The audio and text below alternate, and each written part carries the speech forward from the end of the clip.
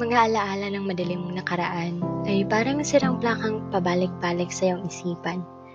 Mga sakit, hapdi at pait ng nakalipas ay tila kadenang gumagapos sa iyo upang hindi ka makatakas.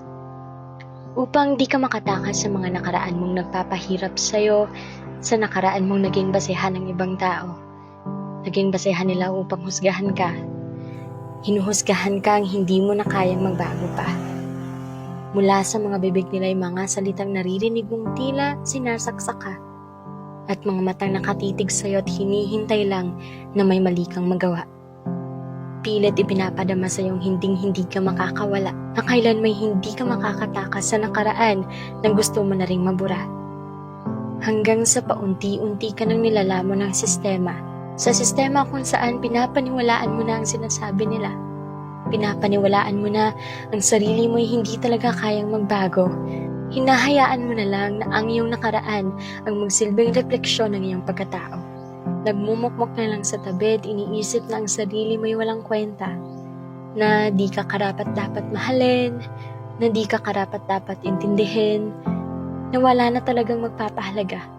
Tanging laman ng isip mo ay siguro nang dahil sa madilim na bahagi ng buhay mo, tingin mo, wala ka ng karapatang naisin ng pagbabago. Tingin mo ay hindi ka na makakausad pa. Tingin mo ay hindi ka na makakawala pa. Di ka na makakawala pa sa kadena ng nakaraan mong gumagapos sa'yo.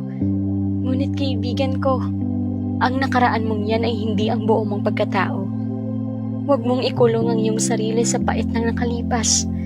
Dahil ang pinto na ngayon at hinaharap ay mananatiling bukas. Sabihin man nila na hindi mo kayang magbago, naway ang puso't isip mo ay maging matatag upang hindi pansinin ang mga bagay na to. Huwag mong hayaang tuluyan kang makulong sa iyong nakaraan. Huwag mong hayaang nakawin ng nakaraan mo ang ngayon at kinabukasan. Kahit gaano man kamasalimuot ang naging nakaraan mo, tandaan mong hindi ka natalo nito. Tandaan mong hindi ang iyong nakaraan ang refleksyon ng iyong pagkatao. Ang nakaraan mo ang naging patunay na matatag ka at ikaw ngayon ay mas lalong tatatag pa. Hinahanda ka lang sa iyo ngayon at hinaharap upang sa susunod na pagsubok, kaya mo na itong maharap. Lumaya ka na sa pait ng nakaraan mo at iyong salubungin ang ngayon at bukas na naghihintay sa iyo.